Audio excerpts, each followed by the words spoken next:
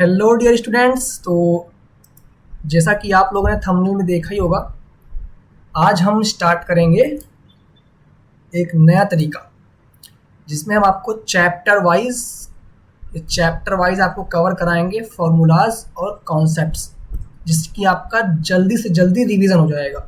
मुश्किल से 5 से 10 मिनट में आपका पूरा चैप्टर रिवाइज। तो ये रियल नंबर का है, तो बिना देर किए, बिना आपका समय लिया, ये चैप्टर को स्टार्ट करते हैं।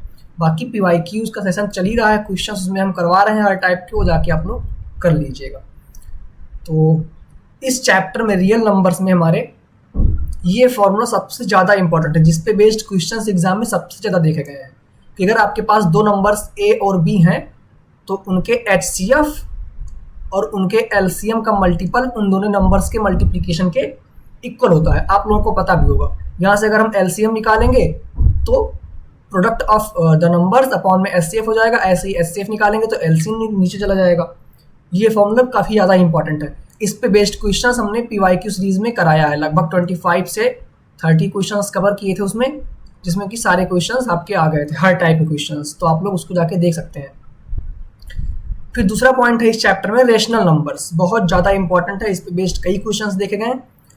तो रेशनल नंबर किसे कहते हैं आप लोगों को ही पता होगा कि जो कि P/Q के फॉर्म में लिखा हो, जहाँ पे P और Q क्या है, इंटीजर्स हैं।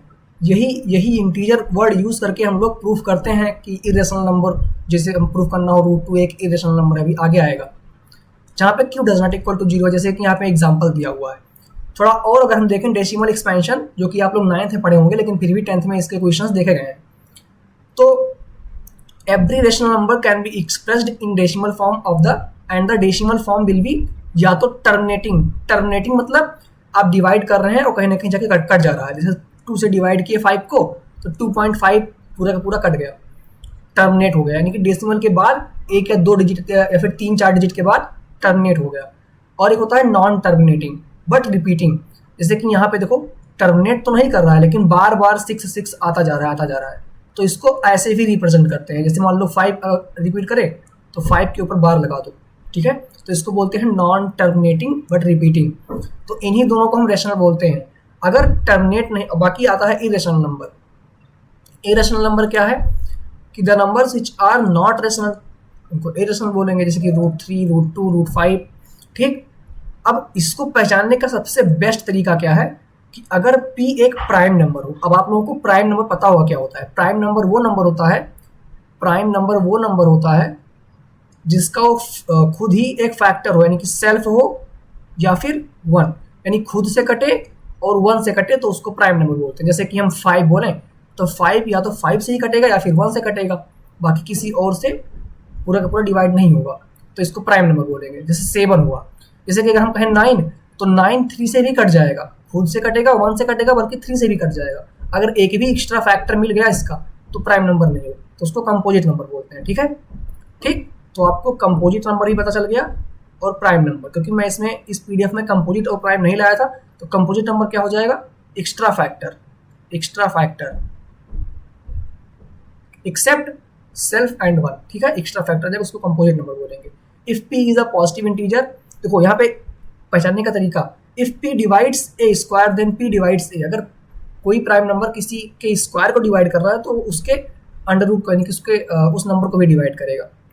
ये पॉइंट हम यूज करते हैं प्रूफ करने के लिए कि √2 एक इरेशनल नंबर है, फिर √3 एक इरेशनल नंबर है, इन सबको प्रूफ करने के लिए। If P is a positive integer which is not a perfect square, ये बहुत इंपॉर्टेंट चीज है। यानी कि अंडर रूट के अंदर कुछ लिखा हो, यानी कि यहाँ पे m लिखा है ना, और ये m एक परफेक्ट स्क्वायर ना हो, यानी कि इसका कंप्लीट स्क्वायर ना बने। जैसे कि √16 हुआ तो यहाँ पे 16 4 का कंप्लीट स्क्वायर बन जा रहा है, तो ये एक ये हमारा क्या नाम है, इरेशनल नंबर नहीं होगा। क्यों, ये 4 पूरा का पूरा निकल जाएगा, ठीक है। तो उसको हम बोलते हैं क्या, इरेशनल नंबर। जैसे कि यहाँ पे कुछ एग्जांपल्स दिए हुए हैं। अगर P एक प्राइम है तो √P 100% है कि इरेशनल होगा। क्यों, क्योंकि इसका कोई और फैक्टर होगा ही नहीं, तो पक्का है कि हाँ √रूट के अंदर ही रहेगा ये, तो ये एक इरेशनल नंबर हो जाएगा। इसको प्रूफ भी करने का तरीका, बाकी अगर आपको देखना है कैसे प्रूफ करते हैं ये सब, तो क्वेश्चन की सीरीज में जाओ, यहाँ पे हम खाली फॉर्मूला और कॉन्सेप्ट पे चर्चा करेंगे बस। फिर उसके बाद आपके एग्जाम में ये क्वेश्चंस कई बार देखे गए हैं, ट्री मेथड बोलते हैं इसको, फैक्टराइजेशन बाय ट्री मेथड, आपके उसमें सिलेबस में है। इसमें क्या होता है, यहाँ पे जो भी नंबर लिखा है, ठीक, उससे जितने भी रूट्स यानी कि यहाँ पे निकल रहे हैं, देखो ये जितनी ब्रांचेस निकल रही हैं वो ब्रांचेस क्या होंगी, उन ब्रांचेस का मल्टीप्लीकेशन ये नंबर होगा। जैसे यहाँ 3 है तो 3 को किससे मल्टीप्लाई करें कि 18 हो जाए, 6 से मल्टीप्लाई करें, यानी कि यहाँ इसका आंसर 6 होगा। अब देखो 6 का 2 फैक्टर फिर निकल आया, 2 ब्रांच 2 इंटू 3, 2 और 3 का मल्टीप्लीकेशन कितना आएगा 6, यानी कि जो भी यहाँ बैठा है इसमें, जो भी हमारा नंबर यहाँ पे बैठा है, अगर हम यहाँ पे इसके 2 ब्रांच बनाए m और n, तो m इंटू n हमारा क्या हो जाएगा, a हो जाएगा। ये है आपका ट्री मेथड। तो इतने ही थे आपके, और इससे ज़्यादा कोई नहीं आने वाला। हाँ, इरेशनल प्रूफ करने में थोड़ा सा कंपोजिट टाइप का आ सकता है कि 3 प्लस रूट 2 को प्रूफ करो इरेशनल है, तो इसके लिए आप ये समझ जाओ कि रैशनल, एक रैशनल हो और एक इरेशनल अगर हो कहीं, इरेशनल चाहे प्लस करें चाहे माइनस करें, हमेशा हमेशा क्या होता है आपका इरेशनल ही आता है।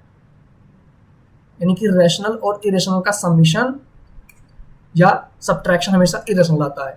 रैशनल और इरेशनल का मल्टीप्लिकेशन भी हमेशा क्या आता है, इरेशनल आता है, तो मल्टीप्लिकेशन भी लगा लो। हाँ, डिवाइड को नहीं कह सकते, हो सकता है डिवाइड करने पे कट जाए, ठीक है। तो वैसे डिवाइड करने पे भी जहाँ तक है, हाँ आएगा ही, वही वैसे ही आएगा। जैसे हम 5/√3 ले लें, रेशनल अपॉन इरेशनल हमेशा ऐसा ही आएगा। 2 इरेशनल का समीशन यानी कि इरेशनल प्लस इरेशनल हो सकता है आपका यहाँ पे, अगर हम समीशन करें तो ये तो हमेशा इरेशनल ही आएगा, लेकिन हो सकता है सब्ट्रैक्शन करें तो रेशनल आ जाए। जैसे कि √2 माइनस √2 कर दिए तो 0 आ गया, ये एक रेशनल नंबर है। तो ध्यान रखना इन सब चीज़ों का, ठीक है। बाकी इरेशनल और इरेशनल का मल्टीप्लिकेशन आपका रेशनल आ सकता है। जैसे कि मैं ले लिया 2√3 और एक √3 ले लिया, ये इंडिविजुअली क्या है, इरेशनल नंबर है, लेकिन इनका मल्टीप्लिकेशन क्या आ रहा है, 2 इंटू 3 6 आ रहा है, जो कि एक रेशनल नंबर है। ये सब पॉइंट्स आपके MCQs में पूछे गए कई बार, 2 नंबर में भी आए हुए हैं। तो आपके पूरे चैप्टर में रियल नंबर में केवल इतना ही था, इससे आगे और कुछ नहीं है। तो ये हो गया आपका रियल नंबर का फॉर्मूला और कॉन्सेप्ट्स, इससे आगे और आपके इस चैप्टर में कुछ है ही नहीं, ठीक। तो इतना आप रिवाइज कर लो, इतना काफ़ी है। मिलते हैं फिर आपसे नेक्स्ट चैप्टर पॉलिनोमियल में, तब तक के लिए बहुत बहुत धन्यवाद आप लोगों का। मिलेंगे फिर नेक्स्ट वीडियो में आपसे, थैंक यू।